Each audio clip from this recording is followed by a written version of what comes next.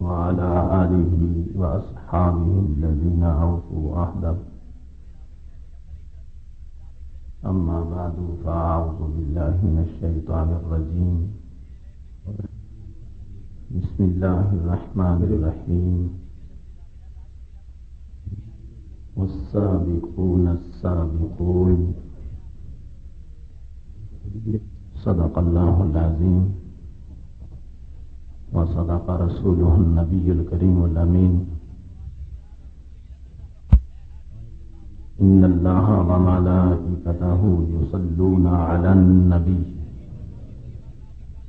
يا أيها الذين آمنوا صلوا عليه وسلموا تسليما. الصلاة والسلام عليك يا سيدي يا رسول الله وعلى آلك وأصحابك يا حبيب الله. الصلاة والسلام عليك يا سيدي يا رسول الله وعلى آلك وأصحابك يا حبيب الله. مولاي صل وسلم دائما أبدا على حبيبك خير الخلق كلهم. هو الحبيب الذي ترجى شفاعته لكل هول من الأهوال المختلفة. نعرہ تکبیر،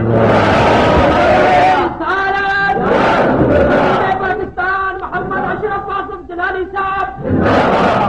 یا اکرم الخلق مالی من الوذ به عند حلول الحادث العممی.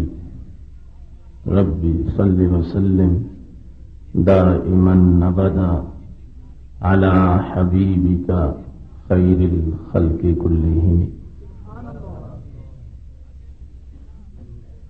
اللہ تبارک و تعالی جل جلالہ وعم نوالہ وتم برہانہ وعظم شانہ کی حمد و ثنا اور حضور پر نور شافع یوم النشور دستگیر جہاں غم گسار زمان محسن انسانیت اسوہ آدمیت قائد الانبیاء محبوب کبریاء احمد مجتبی جناب محمد مصطفیٰ صلی اللہ علیہ وآلہ واصحابہ وبارک وسلم کے دربار غفار میں ہدیہ درود السلام عرض کرنے کے بعد محتشم سامعین اور معزز سامعات، خالق کائنات جل جلالہ کے فضل اور توفیق سے ماہ رمضان المبارک کے عشرہ مغفرت میں ہمیں جمعۃ المبارک کے اجتماع میں حاضری کی سعادت حاصل ہو رہی ہے.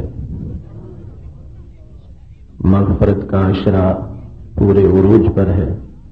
میری دعا ہے خالق کائنات جل جلالہ ہم سب کو مغفرت عطا فرمائے.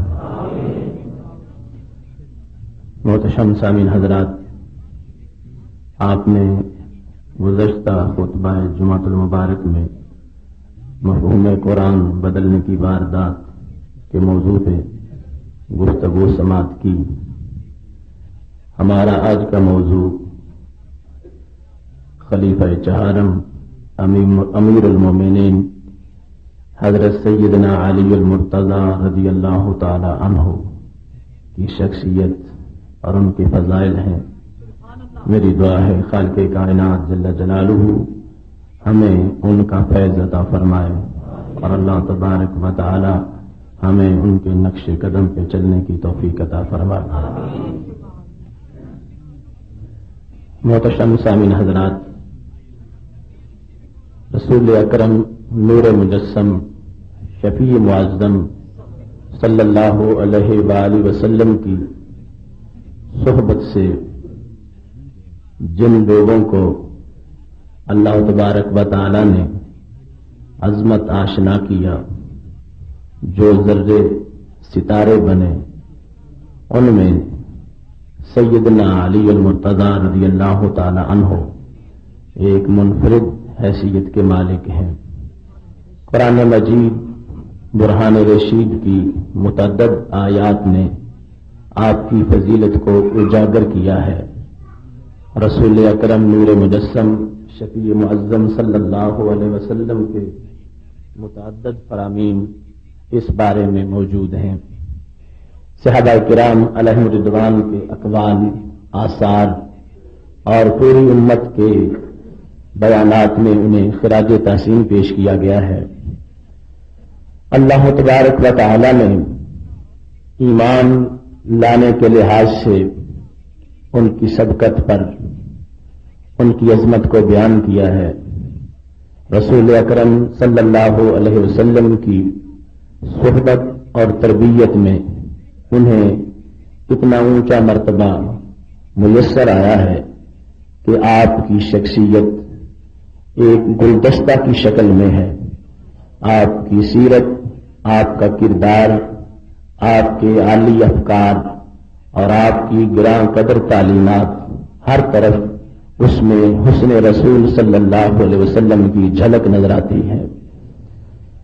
خالق کائنات جل جلالہ ارشاد فرماتا ہے، والسابقون السابقون، وہ لوگ جو سبقت لے گئے وہی سبقت لے گئے۔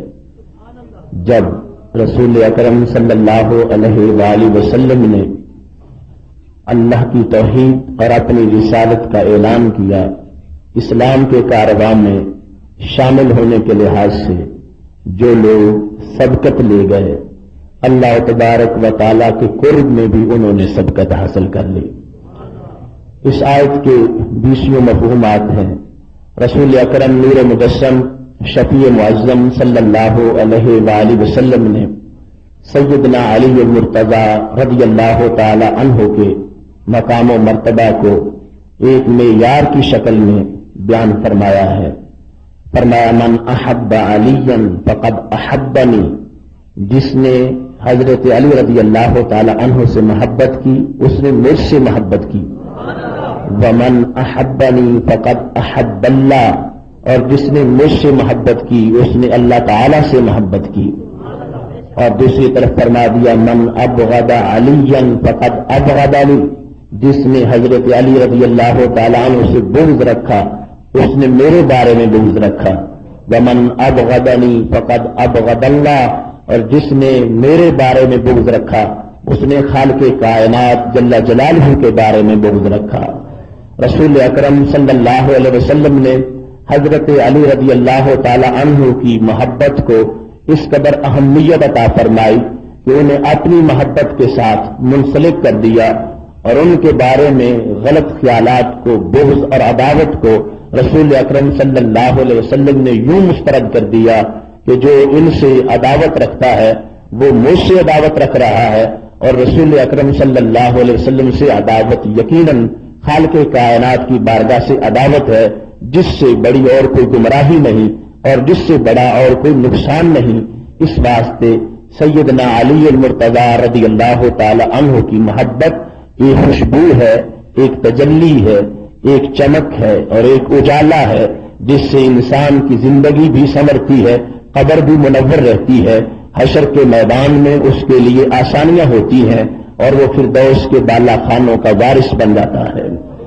حضرت ابو سعید خدری رضی اللہ تعالی عنہ یہ حدیث سننے کے بعد ان کا یہی موقف رہا کہ منافقین کی پہچان کے لیے ہمیں یہ آسانی ہو گئی کہ رسول اکرم صلی اللہ علیہ وسلم کے فرمودات کو سامنے رکھتے ہوئے ہم جس وقت یہ شناخت کرنا چاہتے کہ منافق کون ہے تو کننا نعرف المنافقین ببغض علی، ہم دیکھتے تھے کہ جس شخص کے دل میں حضرت علی رضی اللہ تعالی عنہ کا بغض ہے یہ علامت تھی کہ اس میں نفاق موجود ہے۔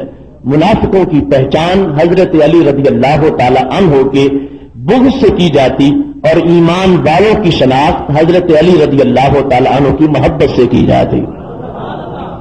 سیدنا علی المرتضی رضی اللہ تعالی عنہ کی پوری زندگی بڑے بڑے حسین کارناموں سے بھری ہوئی ہے۔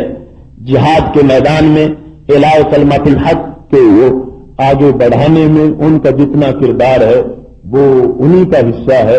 جس وقت میدان بدر میں 70 کافر مارے گئے تھے تو ان میں سے 21 کافر حضرت علی المرتضیٰ رضی اللہ تعالی عنہ نے قتل کیے تھے.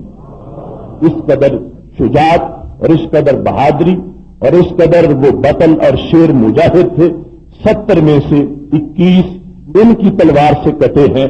اور جس وقت میدان خندق میں عمر بن عبد بد وہ جو کفار کا سالار تھا جو 1000 کا مقابل سمجھا جاتا تھا اس کو جس شخص نے تحقیق کیا ہے انہیں بھی علی المرتضیٰ رضی اللہ تعالیٰ عنہ کہا جاتا ہے. میدان احد میں رسول اکرم صلی اللہ علیہ وسلم کے ساتھ رہنے والوں میں اور ڈٹ کر مقابلہ کرنے والوں میں حضرت علی المرتضیٰ رضی اللہ تعالیٰ عنہ کا نام سر فہرست ہے. اور جنگ خندق میں جب 22 کافر مارے گئے تھے ان میں سے 7 کافر حضرت علی المرتضیٰ رضی اللہ تعالی عنہ کی تلوار سے قتل ہوئے تھے. اور پھر خیبر کے مقام پر تو ان کا مقام و مرتبہ نکھر کر سب سے واضح ہو گیا جس وقت رسول اکرم صلی اللہ علیہ وسلم نے فتح خیبر سے قبل ہی فاتح خیبر کی بشارت کا اعلان فرمایا تھا. بخاری و مسلم دونوں میں حدیث موجود ہے. جنگ خیبر کا مقام نہایت اہم مقام تھا جس میں بڑی مشکلات تھیں اور فتح کا منظر دیکھنا مشکل سا محسوس ہو رہا تھا. رسول اکرم صلی اللہ علیہ وسلم نے اعلان کر دیا. حضرت سال بن سعد رضی اللہ تعالیٰ عنہ روایت کرتے ہیں. بخاری و مسلم دونوں میں حدیث شریف موجود ہے. یہ ایک حدیث اگر ہم موضوع سخن رکھیں تو اس سے اتنے نکات ہمارے سامنے آئیں گے لیکن میں اختصار سے ذکر کرتا ہوا اپنے موضوع کو آگے بڑھاؤں گا. رسول اکرم صلی اللہ علیہ وسلم کا یہ اعلان تھا لَأُوتِيَنَّ هَذِهِ الرَّأْيَةَ غَدًا رَجُلًا يَفْتَحُ اللَّهُ عَلَى يَدَيْهِ يُحِبُّ اللَّهَ وَرَسُولَهُ وَيُحِبُّهُ اللَّهُ وَرَسُولُهُ. فرمایا ہاتھ میں جھنڈا تھا. فرمایا یہ جھنڈا کل میں اسے دوں گا جو خیبر فتح کرے گا. وہ شخص اس کی صفت کیا ہے؟ فاتح خیبر جس کو میں نے کہا فرمایا اس میں 4 اوصاف واضح طور پر موجود ہیں. یحب اللہ ورسولہ وہ محب خدا بھی ہے محب مصطفیٰ بھی ہے. یحب اللہ اللہ تعالیٰ سے بھی محبت کرتا ہے. ورسولہ اللہ تعالیٰ کے رسول صلی اللہ علیہ وسلم سے بھی محبت کرتا ہے. وَيُحِبُّهُ اللَّهُ وَرَسُولُهُ اور وہ شخص اتنا بڑا شخص ہے اس کو اللہ تعالیٰ نے بھی محبوب بنا لیا ہے اور اللہ تعالیٰ کے محبوب نے بھی اسے محبوب بنا لیا ہے.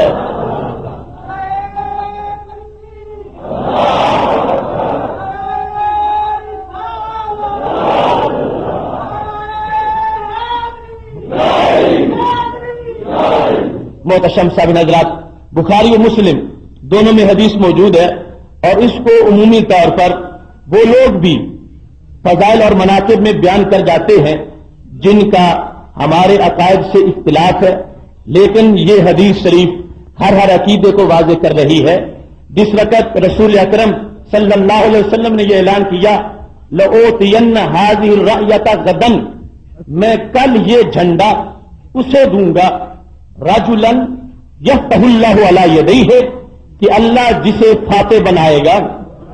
اب اس میں کل کی کئی خبریں تھیں. یہ بھی تھی کہ میں خود زندہ ہوں گا, یہ بھی تھی کہ میرا جھنڈا بھی ہوگا, اور یہ بھی تھی کہ وہ مرد جس کو میں دوں گا وہ فاتح بھی بنے گا. جب سرکار نے یہ فرمایا ہے تو صحابہ میں سے کسی نے یہ نہیں کہا کہ کل کا تو آپ کو پتہ ہی کوئی نہیں, معاذ اللہ آپ کس طرح کی خبر دے رہے ہیں. اس طرح کے مومن اس وقت موجود نہیں تھے. حقیقی مومن تھے کہ جن کے ایمان کو قیامت تک کے لیے معیار بنایا گیا ہے. جب سرکار نے فرمایا کل میں اسے جھنڈا دوں گا جو فاتح خیبر بنے گا, سب کے دل میں 100% یقین ہو گیا کہ کل ضرور آئے گی, فتح خیبر کی نوید لے کے آئے گی. اور ہر ایک کے دل میں یہ ارمان موجود تھے. فبات الناس یذکرون ساری رات گزر گئی ہے اور ہر بندہ اسی بارے میں سوچ رہا ہے کاش صبح سرکار جھنڈا مجھے عطا فرما دے اور میں ہی فاتح خیبر بن جاؤں. یہ ان کے یقین کی علامت ہے. انہیں شک نہیں رہا کہ یہ جو خبر ہے کل کی, معاذ اللہ یہ خبر کوئی اتنی بڑی خبر نہیں, لہذا کوئی طلب اور جستجو نہ ہو. ہر بندے کا شوق یہ ہے کہ مجھے جھنڈا ملنا چاہیے، کیونکہ اس کا عقیدہ یہ ہے کہ جو کل کی خبر یہ دیتے ہیں وہ سچی ہوتی ہے۔ رات ساری گزرتی گئی، صحابہ کا اضطراب بڑھتا گیا، رات کی گھڑیاں سمٹتی گئیں، یوں ہی صبح طلوع ہوئی ہے، صبح کی سیاہ زلفیں پیچھے ہٹی ہیں، رات کی زلفوں سے صبح کا چہرہ جب نمودار ہوا ہے، میرے محبوب علیہ السلام نے آواز دی ہے، این علی ابن ابی طالب، میرے صحابہ حضرت علی رضی اللہ تعالی عنہ کو میری طرف بلاؤ۔ مقام علی المرتضی رضی اللہ تعالی عنہ بھی واضح ہو رہا ہے، اور رسول اکرم صلی اللہ علیہ وسلم کا علم غیب شریف بھی واضح ہو رہا ہے، اور صحابہ کا اس پر یقین بھی واضح ہو رہا ہے۔ رسول اکرم صلی اللہ علیہ وسلم نے جب یہ اعلان کیا ہے تو صحابہ نے کہا یشتکی ای نہیں ہے، ان کی آنکھیں خراب ہیں، جنہیں بلایا ہے ان کی آنکھیں خراب ہیں، یشتکی ای نہیں ہے۔ پتا چلتا ہے کہ آنکھوں کا مرض اتنا زیادہ تھا جس کی وجہ سے وہ اس وقت حاضر خدمت نہیں ہو سکے، ورنہ سب میں وہ بھی موجود ہوتے۔ اس قدر آنکھیں خراب تھیں کہ نماز میں اس اجتماع میں نماز کے بعد موجود نہیں ہے، جس وقت رسول اکرم صلی اللہ علیہ وسلم سے یہ عرض کیا گیا کہ ان کی آنکھیں خراب ہیں، فرمایا ارسلوہ الیہ، انہیں میری طرف بلاؤ، ان کو بلاؤ تو صحیح۔ جس وقت حضرت علی رضی اللہ تعالی عنہ کو رسول اکرم صلی اللہ علیہ وسلم کی بارگاہ میں بلایا گیا، آنکھیں خراب تھیں، تو خلاف کیا ہوا؟ حضرت سعد بن سعد کہتے ہیں فباسط رسول اللہ صلی اللہ علیہ وسلم فی عینیہ فبرا کأن لم یکن بھی وجن، ہمارے سامنے کا یہ منظر ہے، محبوب علیہ السلام نے اپنا لعاب دہن ان کی آنکھوں میں لگایا ہے، آنکھیں یوں چمک اٹھی ہیں جس طرح کبھی بیمار ہوئی نہیں تھی۔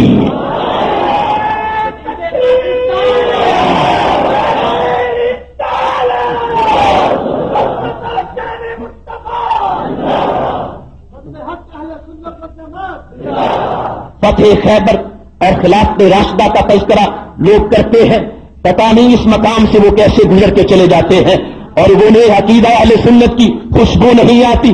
دیکھیے رسول اکرم صلی اللہ علیہ وسلم کا دربار لگا ہوا ہے، صحابہ موجود ہیں، ایک شخص جنہیں فاتح خیبر بنانا ہے وہ دیکھنے کے قابل بھی نہیں ہے، رسول اکرم صلی اللہ علیہ وسلم نے فوراً مشکل کشائی فرمائی ہے اور اپنا لعاب دہن ان کی آنکھوں میں لگایا ہے۔ صحابہ کہتے ہیں اتنا جلدی اثر ہوا، علاج اتنا زود اثر تھا، ہمارے بیٹھے ہوئے آنکھیں صحیح ہو گئی ہیں، اور اس قدر صحیح ہوئی ہے لگتا تھا کہ لم یکن بھی وجن، جیسے بیماری آئی ہی نہیں تھی، اتنی جلدی سے بیماری دور ہو گئی، اس واسطے کہ سرکار کا لعاب دہن ان کی آنکھوں میں لگ گیا ہے۔ محتشم سامع حضرات، بات بڑی قابل غور ہے، آنکھوں کی بیماری مرض ہے، ایک مشکل ہے، یہ مشکل کشائی کس طرح ہوئی؟ رسول اکرم صلی اللہ علیہ وسلم کے لعاب دہن سے آنکھیں درست ہوئی، آنکھوں کو شفا ملی۔ جن کے لعاب کی مشکل کشائی کا حال یہ ہے، رسالت مآب کی مشکل کشائی کا حال کیا ہوگا؟ لعاب دہن آنکھوں میں لگایا ہے، ایک نہیں سارے صحابہ اس بات پہ گواہی دے رہے ہیں، وہ علی المرتضی رضی اللہ تعالیٰ عنہ جو پہلے دیکھنے کے قابل نہیں تھے، سرکار نے لعاب دہن بھی لگایا ہے، جھنڈا ہاتھ میں دیا ہے، وہ جو خیبر فتح نہیں ہوتا تھا جس کے دروازے کو 40 مل کے اٹھا نہیں سکتے تھے، حضرت علی رضی اللہ تعالیٰ عنہ نے اکھاڑ کے اکیلے اپنی پیٹھ پہ اٹھا لیا ہے۔ حضرت جابر بن عبداللہ رضی اللہ تعالیٰ عنہ کا بیان ہے، جب فتح خیبر کے بعد ہم نے اس دروازے کو ہلانا چاہا، 40 ہم مل گئے، ہم 40 مل کے اٹھانا چاہتے تھے، مگر وہ دروازہ ہم سے اٹھایا نہیں گیا۔ جن کی آنکھ میں سرکار نے لعاب لگایا ہے اور جن کو لعاب سے یہ تاثیر دے دی ہے، وہ شیر خدا سرکار کے پروردہ ان کی جرأت اور طاقت کا حال یہ ہے، جس کو 40 اٹھا نہیں سکتے تھے، جب کو وہ دیوار سے نکالا جا چکا تھا، حضرت علی رضی اللہ تعالیٰ عنہ نے ایک ہاتھ سے پکڑا ہے، پیٹھ پہ اٹھایا ہے، بلکہ اس کے بعد اسے بطور ڈھال بھی استعمال کروایا ہے۔ محتشم سامع حضرات، بخاری و مسلم دونوں کی حدیث سامنے تمہارے موجود ہے، رسول اکرم صلی اللہ علیہ وسلم نے لعاب دہن ان کی آنکھوں میں لگایا، حضرت علی رضی اللہ تعالی عنہ کی آنکھیں درست ہو گئی ہے، مشکل کشائی ہوئی ہے، میرے رب کے اذن کے بغیر پتا بھی نہیں ہلتا، اور اس کے اذن سے محبوب علیہ السلام کا لعاب دہن بھی مشکل کشا ہوتا ہے۔ یہ کوئی باتیں گھڑی ہوئی نہیں، ہم نے بنائی نہیں، یہ خود ساختہ عقیدہ نہیں، یہ خود ساختہ مذہب نہیں، یہ وہی ہے جس کے جھنڈے خیبر میں بھی لہرائے تھے، جس کی صداقت اس وقت بھی چمک رہی تھی اور جس کا اعلان اس وقت بھی گونج رہا تھا۔ رسول اکرم صلی اللہ علیہ وسلم ایک تو غیب کی خبر دے رہے تھے، ایک خبر نہیں کئی خبریں تھیں، اور پھر جس وقت یہ فرمایا کہ وہ بندہ کس طرح کا ہے، فرمایا یحب اللہ ورسولہ، وہ اللہ سے بھی محبت کرتا ہے، مجھ سے بھی محبت کرتا ہے۔ محبت رقت قلب کو کہتے ہیں، محبت دل کی نرمی کو کہتے ہیں، محبت دل کی کیفیت کو کہتے ہیں۔ ایک تو ہے میرا تیرا کسی کے بارے میں اعلان کرنا کہ فلاں فلاں سے محبت کرتا ہے، ایک ہے سرکار کی زبان کا اعلان کرنا، اس میں کوئی شک نہیں ہو سکتا۔ محبت دل کی چھپی ہوئی بات تھی، مگر یہ چھپی ہوئی بات بھی جانتے ہیں، سرے عرش پہ ہے تیری گزر، دل فرش پہ ہے تیری نظر، ملکوت و ملک میں کوئی شے نہیں میرے آقا جو تجھ پہ آیا نہیں، دل دریا سمندر ڈونگے اس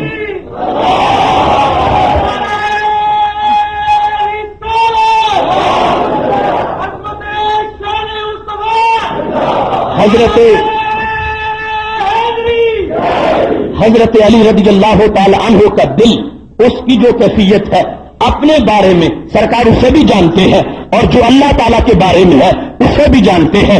فرمایا یحب اللہ ورسولہ، وہ اللہ سے بھی محبت کرتے ہیں اور رسول اللہ سے بھی محبت کرتے ہیں صلی اللہ علیہ وسلم۔ اور پھر اس سے بڑی خبر تھی، فرمایا یحبہ اللہ ورسولہ، اس سے اللہ بھی محبت کرتا ہے۔ عرش کی خبر بھی ساتھ دے دی ہے، اللہ کی طرف سے بھی خبر دے دی ہے، ضمانت بھی دے دی ہے ان کی صداقت پر، حقانیت پر، ان کے عظیم تقوی پر، ان کے عظیم معیار پر مہر لگا دی ہے۔ علی المرتضیٰ رضی اللہ تعالی عنہ کو کوئی معمولی نہ سمجھے، یہ محب خدا بھی ہے، محبوب خدا بھی ہے، محب رسول بھی ہے، محبوب رسول بھی ہے۔ رسول اکرم صلی اللہ علیہ وسلم نے کتنی غیب کی خبریں ایک ہی حدیث میں عطا فرما دی ہے۔ محتشم سامعین حضرات، سیدنا علی المرتضیٰ رضی اللہ تعالی عنہ جس وقت سرکار سے جھنڈا لے کے آگے بڑھے ہیں، خالق کائنات جل جلالہ نے انہیں ہی فاتح خیبر بنا دیا ہے۔ رسول اکرم نور مجسم شفیع معظم صلی اللہ علیہ وآلہ وسلم نے انہیں جو کچھ اپنی نگاہوں سے جام پلائے اور جو کچھ اپنی تربیت میں ان کو دیا، اس کا اندازہ ہم اپنے الفاظ سے نہیں کر سکتے، بیان الفاظ سے نہیں ہو سکتا، اور اس کو ادراک کے ترازو پہ تولا نہیں جا سکتا۔ میں صرف چند احادیث کے وساطت سے ان چیزوں کا ذکر کرنے والا ہوں جو محسوس کی جا سکتی تھی اور جن کو صحابہ نے محسوس کیا تھا اور اس کو بیان کر دیا تھا۔ حضرت علی المرتضیٰ رضی اللہ تعالیٰ عنہ کہتے ہیں، میں جس وقت یمن کا قاضی بنا، میں بالکل نو عمر تھا، تو رسول اکرم صلی اللہ علیہ وسلم نے مجھے جب بھیجنا چاہا تو میں نے کہا باستنی وانا شاب اقضی وما ادری ملقدہ، یا رسول اللہ صلی اللہ علیہ وسلم، آپ کے حکم پر میں جا تو رہا ہوں، میں تو شاب ہوں، بالکل نوجوان ہوں، پڑھا ہوا نہیں ہوں اور میرا کوئی تجربہ بھی نہیں ہے۔ اقضی ولا ادری ملقدہ، میں فیصلہ کروں گا، حالانکہ مجھے پتہ ہی نہیں کہ فیصلہ ہوتا کیا ہے، مجھے خبر ہی نہیں کہ قضاء کے قانون کیا ہے، مجھے پتہ ہی نہیں تو میں فیصلہ کس طرح کروں گا۔ یا رسول اللہ صلی اللہ علیہ وسلم، آپ نے مجھے پورے یمن کا قاضی بنا دیا ہے، میں جا رہا ہوں آپ کے حکم پر، مگر یہ کام مجھ سے کس طرح ہو سکے گا۔ حضرت علی المرتضیٰ رضی اللہ تعالیٰ عنہ کہتے ہیں، جس وقت میں نے رسول اکرم صلی اللہ علیہ وسلم کے سامنے اپنا یہ عذر رکھا اور اپنے بارے میں یہ بیان کر دیا تو کہتے ہیں ضرب صدری بیدہ، مجھے کوئی 10 سالہ کورس نہیں کرنا پڑا اور مجھے کوئی 6 سالہ نصاب نہیں پڑھنا پڑا، مجھے کسی ماہانہ کورس میں بھی نہیں جانا پڑا۔ ضرب صدری بیدہ، سرکار نے اپنا ہاتھ میرے سینے پہ مارا اور کہا اللہم اہد قلبہ وثبت لسانہ، اور یہ دعا کر دی، اے اللہ علی کے دل کو ہدایت عطا فرما دے اور ان کی زبان کو درستگی عطا فرما دے۔ حضرت علی المرتضیٰ رضی اللہ تعالی عنہ جو ایک لمحہ یہ کہہ رہے تھے لا ادری مل قضا، میں نہیں جانتا کہ قضا کیا چیز ہوتی ہے، فیصلہ کسے کہتے ہیں، اس کے بعد فوراً قسم اٹھا کے کہتے ہیں والذی فلق الحبۃ ما شققت فی قضاء بین اسمین، مجھے اس خدا کی قسم ہے جو ایک دل سے پورا درخت بناتا ہے، اس کے بعد جب بھی کوئی فیصلہ آیا ہے مجھے شک وہی نہیں، کسی نے فیصلہ میرے پاس جو ہی پیش کیا ہے میں نے فوراً جواب عطا فرما دیا ہے۔ جن کو سوئے آسماں پھیلا کے جل تھل بھر دیے، صدقہ ان ہاتھوں کا پیارے ہم کو بھی درکار ہے۔ بریلی کے تاجدار کہتے ہیں تیرے ہی دامن پہ پڑتی ہے عراسی کی نظر، ایک جانب بے خطا پر دو جہاں کا بار ہے۔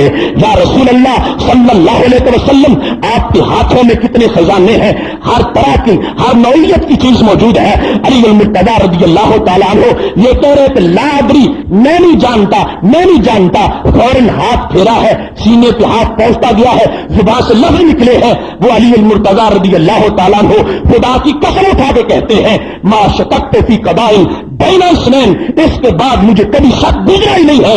جب بھی کوئی مسئلہ سامنے آیا ہے فوراً دلائل بھی ساتھ ہی سامنے آ گئے ہیں۔ اس واسطے حضرت عمر رضی اللہ تعالیٰ عنہ کہنے لگے علی اقدانا، جب بنا نصاب کہ فلاں شعبہ کس کے پاس ہوگا، فلاں کس کے پاس ہوگا، اسپیشلسٹ کون ہے، تو حضرت عمر رضی اللہ تعالیٰ عنہ کہنے لگے فیصلہ کرنے کی مہارت جتنی حضرت علی رضی اللہ تعالیٰ عنہ کو ہے اتنی اور کسی کو نہیں۔ علی الاقدانا، سارے صحابہ کو اکٹھا کیا جائے تو سب سے بڑا جن کو سب سے بڑا قاضی کہا جائے گا وہ علی المرتضیٰ رضی اللہ تعالیٰ عنہ ہے۔ اس واسطے کہ سرکار نے کے ہاتھ نے ان کے سینے کو علم کا مدینہ بنا دیا ہے اور سب سے بڑا قاضی بنا دیا ہے۔ اس کے بعد حال یہ تھا سارے صحابہ میں سے جس بندے نے علل اعلان یہ چیلنج کیا ہو سلونی ما شئتم، جو پوچھنا چاہتے ہو مجھ سے پوچھ لو، سلونی مجھ سے سوال کرو، مجھ سے پوچھو، جس شخص نے صحابہ میں اس بات کا اعلان کیا تھا وہ علی المرتضیٰ رضی اللہ تعالیٰ عنہ کی ذات ہے۔ ایک وہ وقت تھا لا ادری فرما رہے تھے، لا ادری میں نہیں جانتا، اب ہے سلونی، سارے مجھ سے پوچھو، مجھ سے سوال کرو، جو چاہتے ہو مجھ سے پوچھ لو۔ جن کے خادم اور جن کے خلیفہ کے ان کا یہ حال ہے اس پیغمبر کی ان کا حال کیا ہوگا؟ فرمایا علی المرتضیٰ رضی اللہ تعالیٰ عنہ ببانگ دعا کہتے تھے جس نے جو سوال کرنا ہے جس طرح کا کرنا ہے وہ میرے پاس آ جائے، میرے علم سے ہر خوشہ میسر ہو جائے گا۔ حضرت علی المرتضیٰ رضی اللہ تعالیٰ عنہ کو رسول اکرم صلی اللہ علیہ وسلم نے اس طرح نوازا ہے جس جہت سے بھی رسول اکرم صلی اللہ علیہ وسلم کی توجہ ان کی طرف ہوئی ہے اسی جہت سے ان کو عظیم بنا دیا ہے۔ اگر مواخات کے موقع پر ان کی آنکھوں سے آنسو نکلے ہیں، کہتے ہیں یا رسول اللہ صلی اللہ علیہ وسلم آخری کا بین اصحابے کا، آپ نے صحابہ کو تو بھائی بھائی بنا دیا ہے، ولم تواخ بینی و بین احد، اور مجھے تو کسی کا بھائی نہیں بنایا، باقی سب آپس میں بن گئے ہیں، وہ ایک دوسرے کے دکھ سکھ میں شریک ہوں گے، تو میرا تو کوئی بھائی آپ نے نہیں بنایا۔ جس وقت حضرت علی رضی اللہ تعالی عنہ کی آنکھوں سے اشک نکلے تو میرے محبوب علیہ السلام نے فرمایا انت اخی فی الدنیا والآخرہ، اے علی میں نے تجھے دونوں جہانوں میں اپنا بھائی بنا لیا ہے۔ اس میں بھی اضافہ کا اظہار فرما دیا، فرمایا وہ اخوت دنیا کے لحاظ سے ہے، تم نے اس کے بارے میں صرف پوچھا ہے، میں تجھے ڈبل عطا کر رہا ہوں، دنیا کی اخوت بھی ہے، آخرت کی اخوت بھی ہے۔ جس وقت حشر کے میدان میں ایک طرف پیغمبر مجھے اپنا بھائی کہیں گے، میں انہیں اپنا بھائی کہوں گا، علی اس میدان میں تجھے بھی اپنا بھائی کہہ کے پکار لوں گا۔ سیدنا علی المرتضیٰ رضی اللہ تعالی عنہ کا عقیدہ سرکار کی ذات کے بارے میں کس قدر عظیم عقیدہ ہے۔ جامع ترمذی میں حدیث موجود ہے، حضرت علی المرتضیٰ رضی اللہ تعالیٰ عنہ بیمار ہیں اور درد اتنا شدید ہے کہ آپ کی زبان پہ 3 جملے آ گئے، اے اللہ اگر میری موت کا وقت آ گیا ہے تو پھر جلدی کر، ارحنی، یہ درد مجھ سے برداشت نہیں ہو رہا، جلدی مجھے فوت کر دے، اور اگر وقت میری موت کا ابھی نہیں آیا تو پھر مجھے صحت دے دے، اور اگر یہ میری آزمائش ہے تو پھر مجھے صبر دے دے۔ یہ 3 باتیں ان کی زبان پر تھی۔ آپ اس اندازہ لگائیے کہ درد کتنا شدید تھا۔ رسول اکرم صلی اللہ علیہ وسلم کے کانوں میں یہ آواز پہنچ گئی، آپ تشریف لائے، فرمایا علی پھر وہ کہو جو تم کہتے تھے۔ حضرت علی رضی اللہ تعالیٰ عنہ نے 3 باتیں پھر کر دی، اے اللہ اگر موت کا وقت ہے تو مجھے جلدی فوت کر دے، اور اگر نہیں تو پھر مجھے صحت دے دے، اور یہ میری آزمائش ہے تو مجھے صبر دے دے۔ کہتے ہیں جس وقت میں نے یہ بولا فضرب رسول اللہ ضربنی رسول اللہ صلی اللہ علیہ وسلم برجلہ، سرکار نے اپنے قدم کی ٹھوکر مجھے لگائی اور کہا اللہم عافہ، اے اللہ میرے علی کو عافیت عطا فرما دے۔ تو کہتا مشتقیت وجعن بعدو، خدا کی قسم ہے اس کے بعد پوری زندگی وہ درد نہیں ہوا.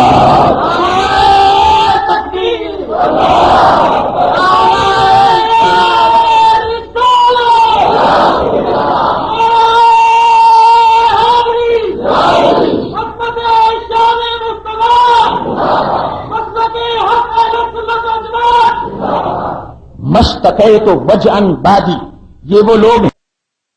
وہاں رسول اکرم صلی اللہ علیہ وسلم نے خطبہ دیا تھا اور رسول اکرم صلی اللہ علیہ وسلم نے اس خطبہ میں مقام علی المرتضی رضی اللہ تعالی عنہ کو واضح فرما دیا تھا.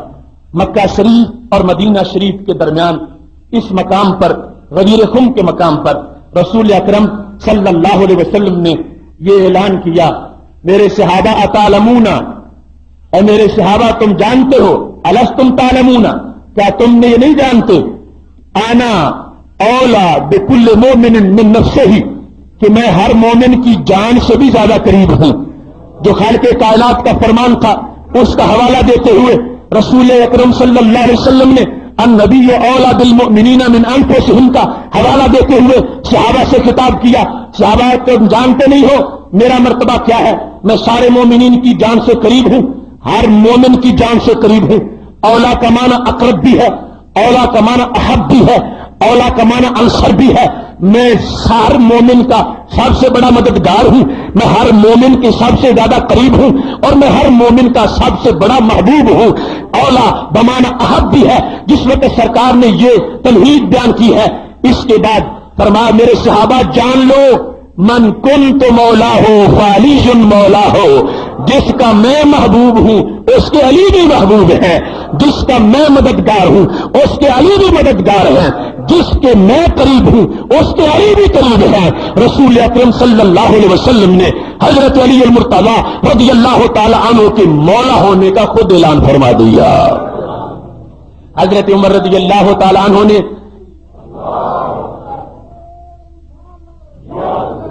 حضرت عمر رضی اللہ تعالیٰ عنہ نے جب یہ سنا فرمایا ہنیئن یبنا طالب اصبحت و امسیت مولا کل مومن و مومنۃ، اے علی تجھے مبارک ہو، تجھے خدا نے کتنا بڑا مقام دیا.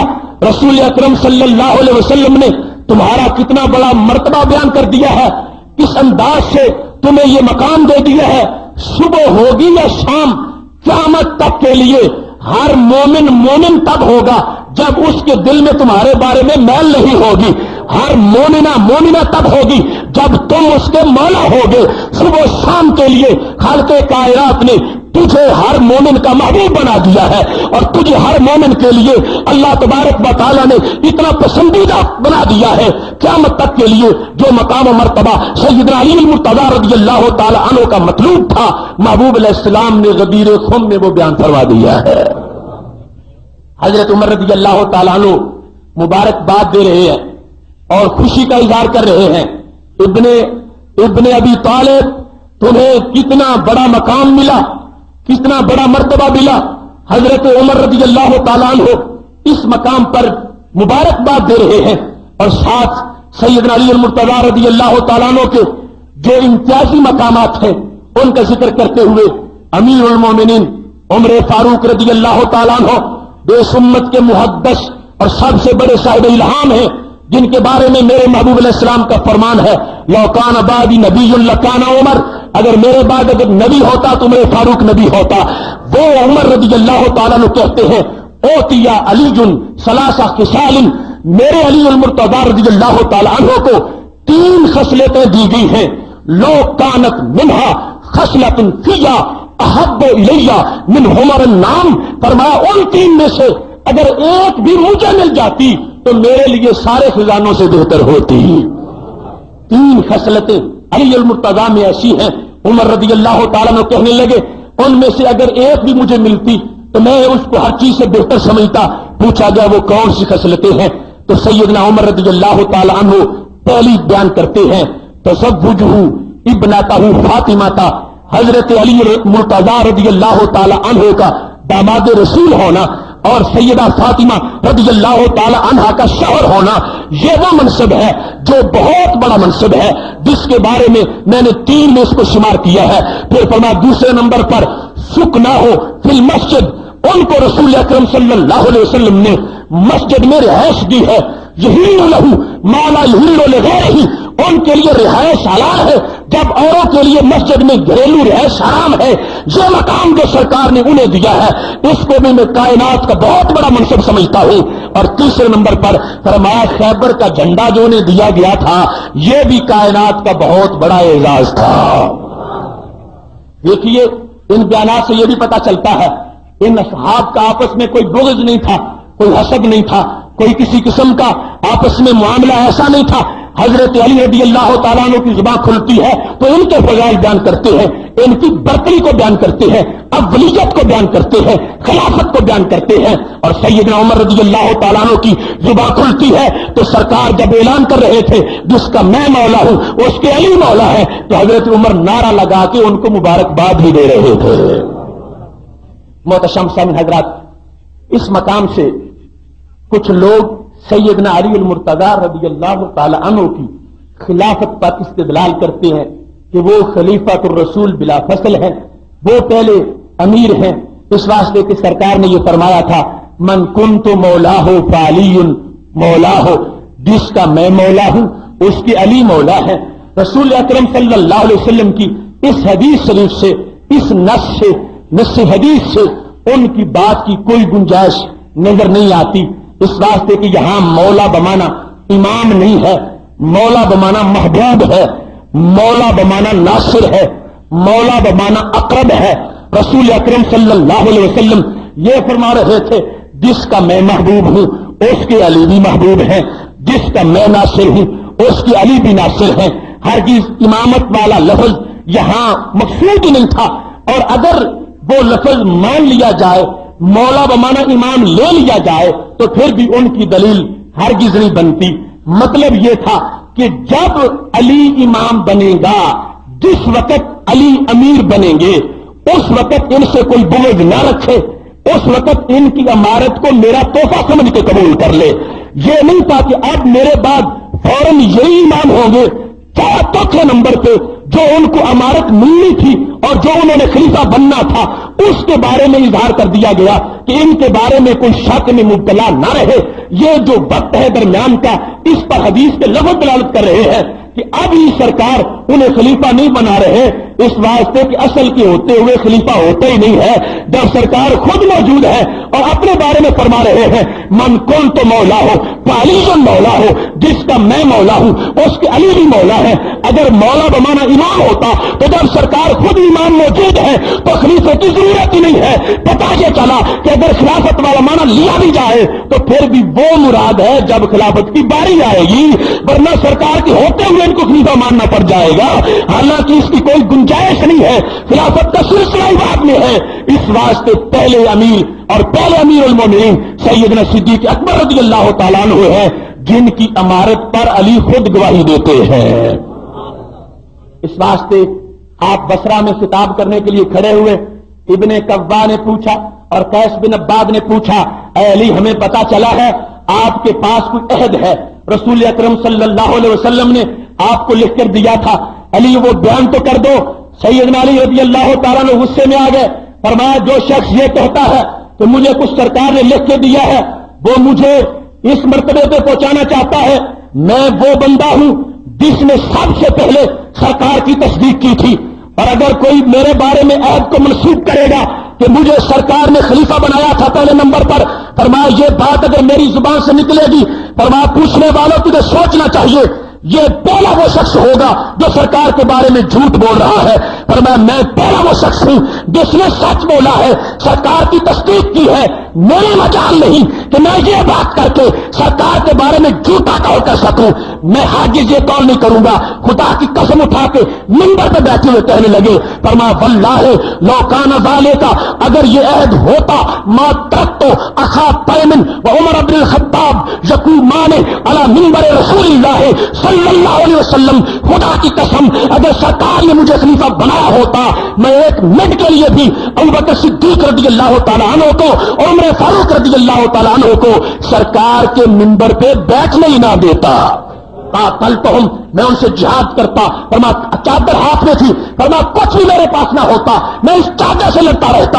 اگر سرکار نے مجھے خلیفہ نامزد کر دیا ہوتا اور خلافت میری ہوتی، یہ لوگ قبضہ چاہتے، میں اکیلا لڑتا، مگر خدا کی قسم ہے سرکار نے انہیں خلیفہ بنایا تھا، اس واسطے میں نے بھی ان کے ہاتھ میں ہاتھ دے دیا تھا۔ یقومان علی منبر رسول ہی صلی اللہ علیہ وسلم، اخا تیم سے مراد سیدنا صدیق اکبر رضی اللہ تعالیٰ عنہ ہے، اور سیدنا عمر کا تو ویسے نام لے لیا، پر میں بالکل ان لوگوں کو میں ایک منٹ کے لیے بھی سرکار کے منبر پہ کھڑا نہ ہونے دیتا۔ میں نے ان لوگوں کے ساتھ جہاد کیا ہے، ان کے جھنڈے کے نیچے چلا ہوں، انہوں نے جو ڈیوٹی لگائی ہے وہی کرتا رہا ہوں۔ اب بھی تمہیں میرے بارے میں شک ہے کہ مجھے سرکار نے کچھ لکھ کے دیا تھا یا کوئی ارادہ عائد کیا تھا؟ ہر جگہ ایسی کوئی بات نہیں ہے، یہ خلیفہ برحق ہے، یہ تینوں سچے خلیفہ ہیں۔ مجھ سے پوچھنے والوں تمہیں شک نہیں ہونے چاہیے، یہ صرف عام مومنوں کے نہیں، علی مرتضیٰ کے بھی خلیفہ ہے، علی مرتضیٰ کے بھی امیر ہیں، ان کے بھی شیخ ہیں، ان کے بھی قائد ہیں، اس واسطے ان تینوں کے بارے میں کسی کو شک نہیں ہونا چاہیے۔ سیدنا علی المرتضیٰ رضی اللہ تعالی عنہ نے اس مقام پہ یہ جملہ بولا تھا، فرمایا دین کا اصل ام العبادات نماز ہے، سب سے بڑی عبادت نماز ہے۔ فرمایا جس نماز کے لیے قیادت صدیق اکبر کو دے دی گئی تھی، حالانکہ میں پاس تھا، یہ لفظ بولے، فرمایا میں مریض بھی نہیں تھا، غائب بھی نہیں تھا، پاس موجود تھا، صحیح بھی تھا، مگر سرکار نے فرمایا مرو ابا بکر فلیصلی بالناس، ابو بکر صدیق کو کہو وہ جماعت کرائیں۔ علی کہتے ہیں میں پاس موجود تھا اور ازواج نے یہ کہا تھا، ایسا صدیقہ رضی اللہ تعالی عنہ نے کہا تھا کہ محبوب ابو بکر صدیق بڑے رقیق القلب ہے، وہ تمہاری جگہ پہ کھڑے نہیں ہو سکیں گے۔ میں کانوں سے سن رہا تھا، سرکار نے ان کی بات کو مستعد کر دیا، فرمایا جو وہ صدیق اٹھائیں گے وہ کوئی نہیں اٹھا سکے گا۔ ان کننا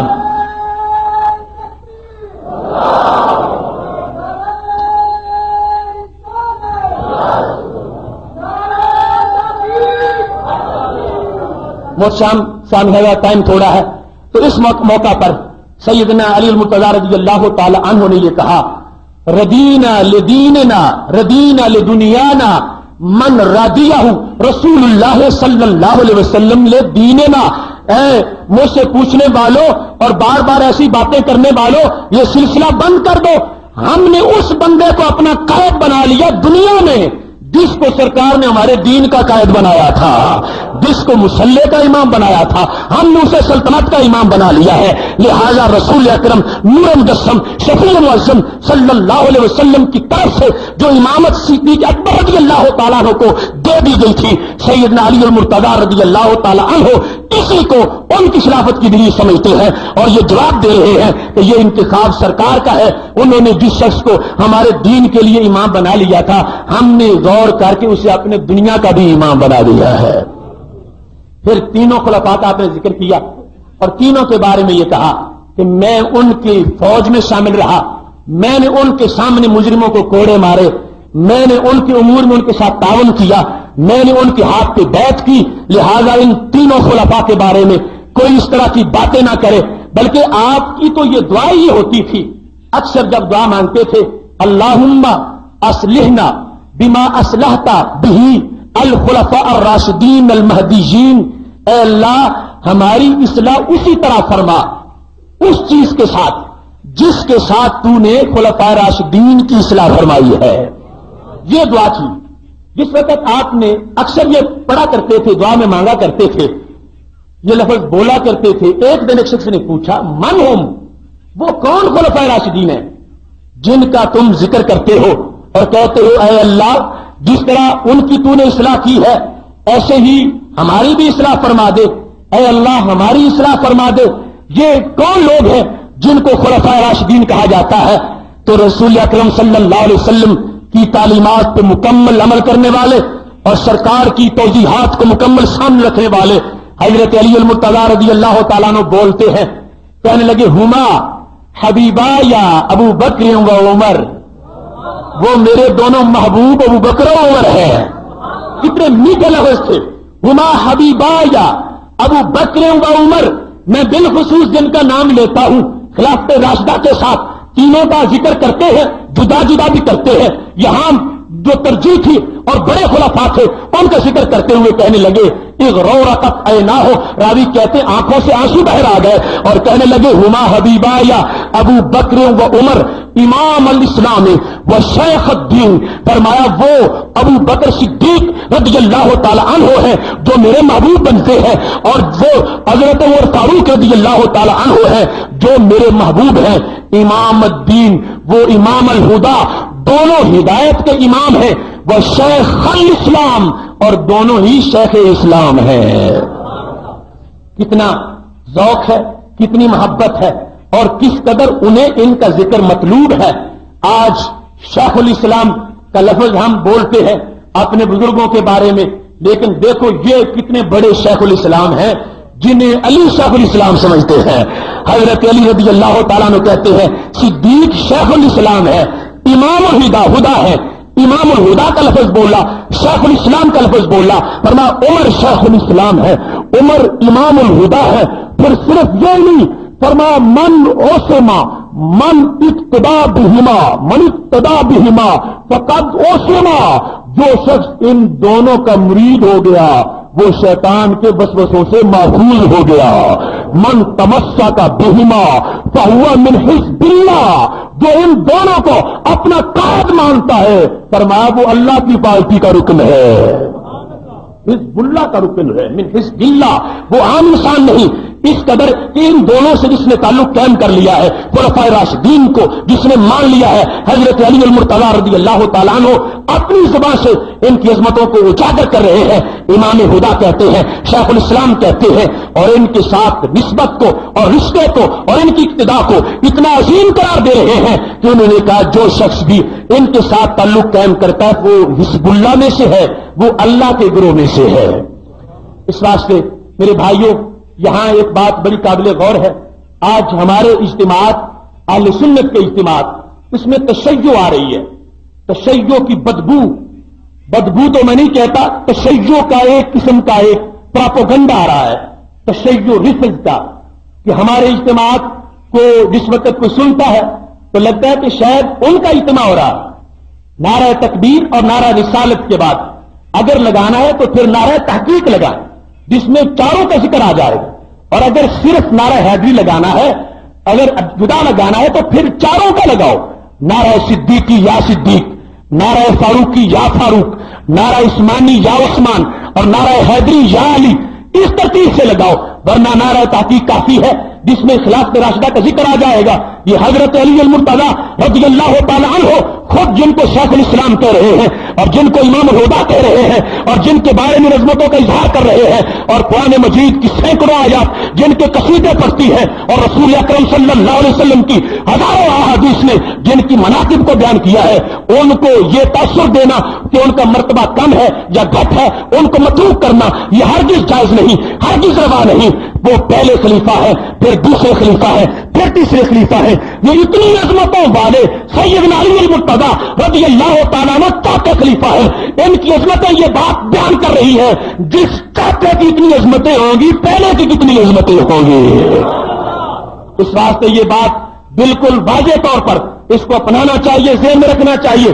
ہماری مجالس اور محافل اس میں وہ تاثر بنتا جا رہا ہے، اور یہ بات ہمارے شاعر کے خلاف ہے اور ہمارے مزاج کے خلاف ہے، اہل سنت کے مسلک کے خلاف ہے.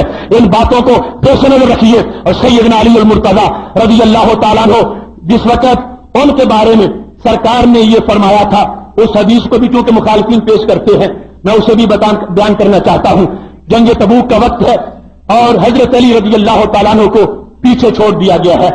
کہتے ہیں یا رسول اللہ صلی اللہ علیہ وسلم، آپ نے تو مجھے بچوں اور عورتوں کے ساتھ ملا دیا، وہ جہاد پہ نہیں گئے تو مجھے بھی آپ نے مدینہ شریف میں چھوڑ دیا. یہ تاثر پیدا ہو رہا ہے. حضرت علی المرتضی رضی اللہ تعالیٰ عنہ سوائے غزوہ تبوک کے باقی ساری جنگوں میں شریک رہے ہیں اور ان کی بڑی بہادری کے کارنامے ہیں. لیکن تبوک والی جنگ میں وہ ساتھ نہیں گئے. سرکار نے خود ان کو مدینہ شریف میں چھوڑا ہے, اور جس وقت چھوڑا ہے تو اس مقام پہ انہوں نے آگے بڑھ کے یہ کہا, یا رسول اللہ صلی اللہ علیہ وسلم, آپ مجھے چھوڑ کے جا رہے ہیں, مگر مجھے تو یہ محسوس ہو رہا کہ آپ نے مجھے ان عورتوں بچوں کے ساتھ ملا دیا. میں تو جہاد والا آدمی ہوں, میدان جنگ میں لڑنے والا ہوں, اور آپ نے مجھے اس طرح پیچھے چھوڑ دیا. جس وقت حضرت علی المرتضی رضی اللہ تعالیٰ عنہ نے یہ کہا تو رسول اکرم صلی اللہ علیہ وسلم نے تاریخی جملے بولے, اما تردا ان تکون منی بمنزلۃ ہارون من موسیٰ, اے علی کیا تم خوش نہیں ہو کہ تمہیں وہ مرتبہ میں دے رہا ہوں جو حضرت موسیٰ علیہ السلام نے ہارون علیہ السلام کو دیا تھا.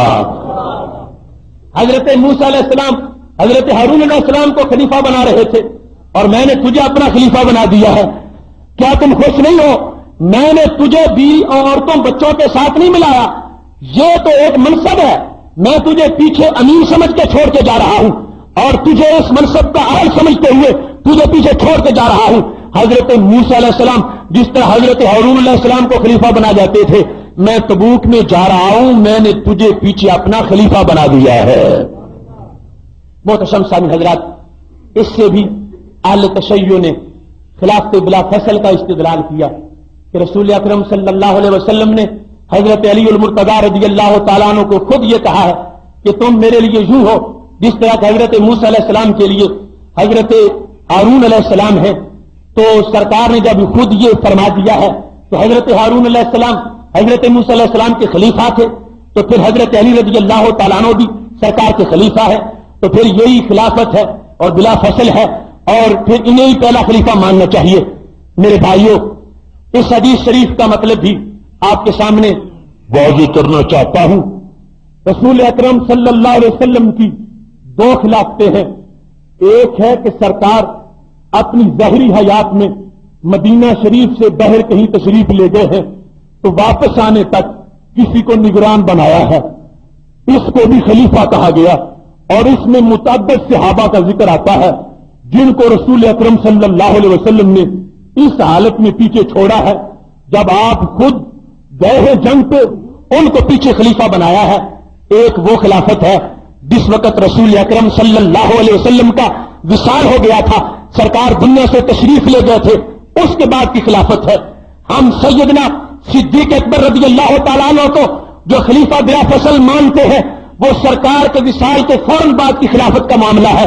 اور یہاں جس خلافت کا ذکر ہے یہ وصال کے بعد کی خلافت نہیں, یہ حیات کے اندر کی خلافت ہے کہ جب سرکار اپنی ظاہری حیات میں موجود ہے مگر مدینہ شریف میں موجود نہیں ہے, مدینہ شریف سے باہر ہے, تبوک کے مقام پر ہے, واپس آنے تک ان کو نگران بنایا ہے, واپس آنے تک اپنی سلطنت کا ان کو والی بنا دیا ہے, واپس آنے تک سارے امور ان کے سپرد کر دیے ہیں.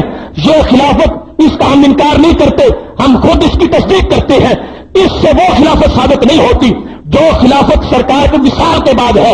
یہ جو حیات کے اندر خلافت ہے اس کا تذکرہ یہاں کیا جا رہا تھا اس واسطے کہ سرکار نے جو مثال بیان کی ہے اس مثال میں بھی جس خلافت کا تذکرہ ہو رہا ہے وہ بھی حضرت موسیٰ علیہ السلام کے وصال کے بعد کی خلافت نہیں ہے, حضرت موسیٰ علیہ السلام کی زندگی کے دوران کی خلافت ہے. کیونکہ حضرت ہارون علیہ السلام تو حضرت موسیٰ علیہ السلام سے پہلے ان کا وصال ہو گیا تھا, وہ بعد میں زندہ ہی نہیں رہے کہ حضرت موسیٰ علیہ السلام کا وصال ہو گیا ہو اور پیچھے حضرت ہارون علیہ السلام کو خلیفہ بنایا گیا ہو. اگر یہ بات ہوتی تو اب اس پر قیاس کرتے ہوئے وہ لوگ یہ جواز بنا سکتے تھے کہ اسی طرح پھر سرکار کا وصال ہو جائے گا تو علی المرتضی رضی اللہ تعالیٰ عنہ خلیفہ ہوں گے. لیکن سرکار نے واضح فرما دیا حضرت موسیٰ علیہ السلام اور حضرت ہارون علیہ السلام کی مثال دے کر تاکہ بعد میں کوئی گمراہی کی بات نہ کر سکے. حضرت موسیٰ علیہ السلام کی خلافت کیا تھی؟ جب وہ طور پہ جاتے تھے تو قوم میں ہارون علیہ السلام کو خلیفہ بنا دیتے تھے. قرآن مجید میں متعدد مقامات پر اس کا ذکر موجود ہے. یہ خلافت ان کے وصال کے بعد کی خلافت نہیں تھی, حیات کے اندر ہی خلافت تھی. وہ طور پہ ہوتے تھے, قوم میں خلیفہ حضرت ہارون علیہ السلام ہوتے تھے. ایسے ہی میرے محبوب علیہ السلام تبوک میں موجود ہیں, مدینہ میں خلیفہ علی المرتضی رضی اللہ تعالیٰ عنہ ہے. یہ خلافت تھی اور یہ ایک اعزاز تھا اور اس مثال میں رسول اکرم صلی اللہ علیہ وسلم نے اس کو واضح فرما دیا. اس کو بعد والی خلافت نہیں بنایا جا سکتا. اس واسطے کو خود الفاظ اس حدیث کے انکار کر رہے ہیں اور اس بات کو واضح کر رہے ہیں. یہ خلافت حالت حیات ظاہری حیات کے اندر کی تھی اور رسول اکرم صلی اللہ علیہ وسلم کی احادیث اور قرآن مجید کی آیات کے بعض اشارے سیدنا صدیق اکبر رضی اللہ تعالیٰ عنہ کی خلافت کے بارے میں ہے, جسے خود حضرت علی المرتضیٰ رضی اللہ تعالیٰ عنہ نے اپنے الفاظ سے بیان فرمایا ہے. محتشم سنگ حضرات, یہ دونوں باتیں, دونوں احادیث جو میں نے آخر میں عرض کی ہیں, یہ چونکہ اس کیمپ کے لوگوں کی دلیلیں ہیں. ویسے وہ ہے ہی سارا مسلک ہی ایسا ہے جن کے مدار ہی سارا غیب سے آواز آنے پر ہے اور ان کو آواز آتی ہے, نہ قرآن ہے نہ حدیث ہے. یہ چونکہ وہ حدیثیں بیان کرتے تھے, اس واسطے میں نے اس کا صحیح مطلب واضح کرنا ضروری سمجھا ہے تاکہ کسی کو کوئی گمراہ کرنے کی کوشش نہ کرے. اور پھر اپنی گفتگو کو اب سمیٹ رہا ہوں. حضرت علی المرتضیٰ رضی اللہ تعالیٰ عنہ, ان کا رسول اکرم صلی اللہ علیہ وسلم کی بارگاہ سے جو تعلق ہے, سرکار کے ساتھ جو پیار ہے اور سرکار کے بارے میں جو عقیدہ ہے, صرف چند باتیں میں نے آپ کے سامنے پہلے عرض کی ہیں. اب یہ دیکھیے, رسول اکرم صلی اللہ علیہ وسلم کے ساتھ حضرت علی المرتضیٰ رضی اللہ تعالیٰ عنہ موجود ہے. نماز عصر کا وقت ہے, رسول اکرم صلی اللہ علیہ وسلم نماز پڑھ چکے ہیں اور سیدنا علی المرتضیٰ رضی اللہ تعالیٰ عنہ نے ابھی نماز ادا کرنی ہے. چونکہ جنگ سے واپسی ہے, مختلف ٹولیوں کی شکل میں قافلہ چل رہا ہے. کسی ٹولی نے کہیں نماز پڑھی ہے, کسی نے کہیں پڑھی ہے. یہ پہلے حصے میں, پچھلے حصے میں تھے, سرکار پہلے جا کے نماز پڑھ چکے تھے, پھر بعد میں جا کے شامل ہو گئے ہیں. رسول اکرم صلی اللہ علیہ وسلم والے قافلے کے اندر اس طرح کی صورتحال تھی کہ ان کی نماز ابھی باقی تھی اور سرکار نماز پڑھ چکے تھے. اس دوران محبوب علیہ السلام نے جب آرام کرنا چاہا ہے, حضرت علی رضی اللہ تعالیٰ عنہ کی گود کا انتخاب ہوتا ہے. محبوب علیہ السلام ان کے ران پہ سر رکھتے ہیں, آرام فرماتے ہیں. نیند کا وقت آتا ہے, محبوب علیہ السلام سو رہے ہیں. یہ حدیث امام طحاوی نے حدیث کی کتاب مشکل الاثار میں روایت کی ہے. باقاعدہ طور پر اس کی سند لکھی ہے اور اس کے راوی بالکل صحیح راوی ہے. رسول اکرم صلی اللہ علیہ وسلم کی گود میں سیدنا علی المرتضیٰ رضی اللہ تعالیٰ عنہ نے سرکار نے سیدنا علی المرتضیٰ رضی اللہ تعالیٰ عنہ کی گود میں سر رکھا ہوا ہے. نماز عصر کا وقت بالکل تھوڑا ہوتا جا رہا ہے, بالکل قریب ہے کہ سورج غروب ہو جائے. سیدنا علی المرتضیٰ رضی اللہ تعالیٰ عنہ کو بار بار نماز کے بارے میں خیال آتا ہے. وہ جو نفلی نماز کی اتنی پابندی کرتے ہیں, رات دن کی قیام میں گزر جاتی ہے, ان کو بار بار نماز کا خیال آتا ہے. مگر محبوب علیہ السلام کا آرام پیش نظر ہے کہ سرکار کا سر گود میں ہے, اگر اٹھوں گا تو نیند میں خلل آ جائے گا.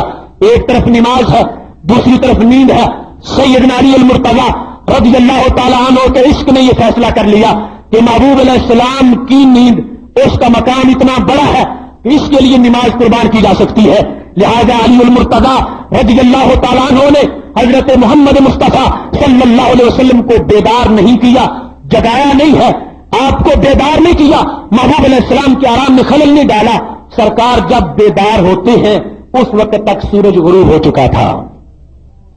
آنکھوں سے اشک جاری ہیں. علی المرتضیٰ رضی اللہ تعالیٰ عنہ کا فیصلہ ایمانیات کی دنیا میں بڑا اٹل فیصلہ ہے, بڑا حتمی فیصلہ ہے.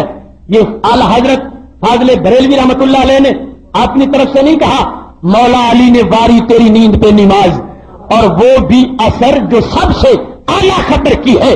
ثابت ہوا کہ جملہ فرائض فروع ہیں, اصل الاصول بندگی تو اس تاجور کی ہے. حضرت علی المرتضیٰ رضی اللہ تعالیٰ عنہ سمجھتے ہیں نماز اللہ کا فرض ہے اور ادھر محبوب علیہ السلام کا آرام ہے, لیکن انہوں نے ترجیح محبوب علیہ السلام کے آرام کو دی ہے کہ اب نماز پھر قضا کر لوں گا. سرکار نے جس وقت منظر دیکھا ہے, آنکھوں سے اشک جاری ہے, تو ناراض نہیں ہوئے. اے علی, تم نے مجھے جگایا کیوں نہیں؟ تم نے نماز ادا کرنی تھی اور میری نیند اگر خراب ہوتی تھی تو ہو جاتی.